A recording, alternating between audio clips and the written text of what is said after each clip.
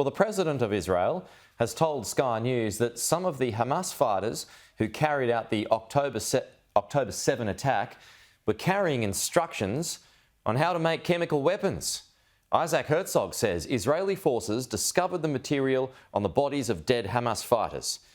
Sky News is unable to independently verify the claims, so we've blurred vision of a page showing bomb-making ingredients. But here was the interview.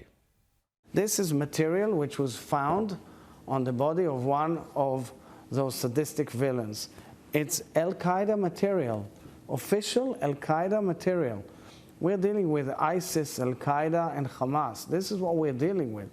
And in this material, there were instructions how to produce chemical weapons. It speaks about arson, and it speaks about various chemicals that come out and produce chemical weapons. Simple as that.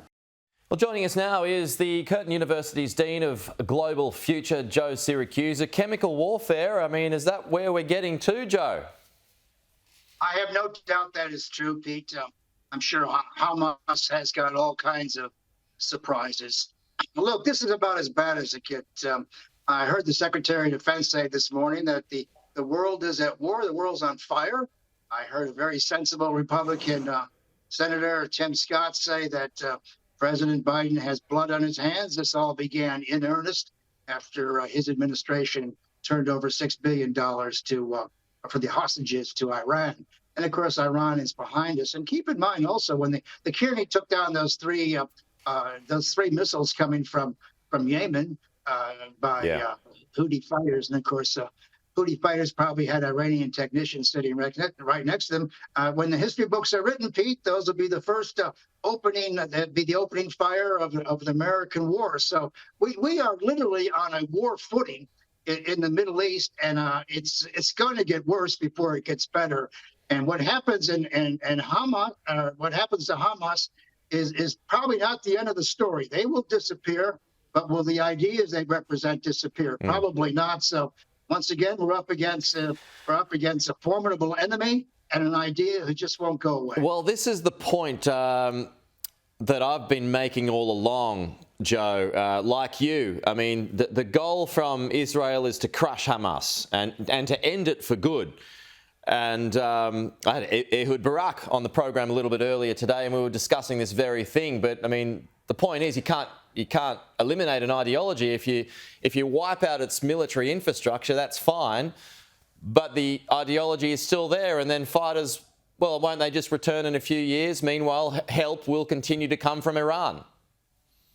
Yeah, I mean, they just morph into something else. I mean, that's we saw this when Al-Qaeda went down the tubes, then ISIS replaced them. We got groups in Africa which are part of ISIS and Al-Qaeda too. So, you know, these things just keep going on and on. What is the answer to this?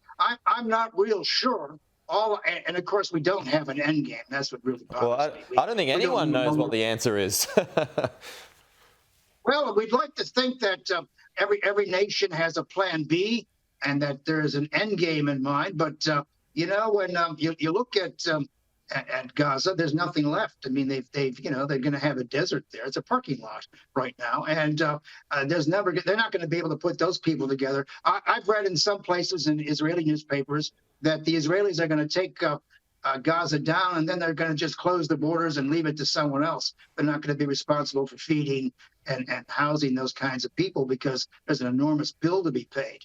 But I got to tell you this. I keep hearing that we have to do certain things in order to prevent further aggression. Weak positions or weak behavior encourages worse behavior. But I'll tell you what, I think the United States should have provided more leadership. Pete, when I saw the president give that speech, and I've seen him go in and out of meetings, you know, he's slurring his word, he's shuffling his feet. I mean, it is just, I think it's unconscionable what his minders are asking him to do. I mean, he's just not up to it anymore.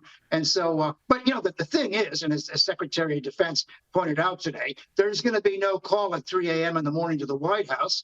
The U.S. Navy and the Air Force have their orders, and their orders are to defend and attack. So, everything's in play, everything's in train to go. And, Australia is going to be a good partner on all this. And it's integrated in many, many ways in the American political and military leadership. So Australia is in for the ride.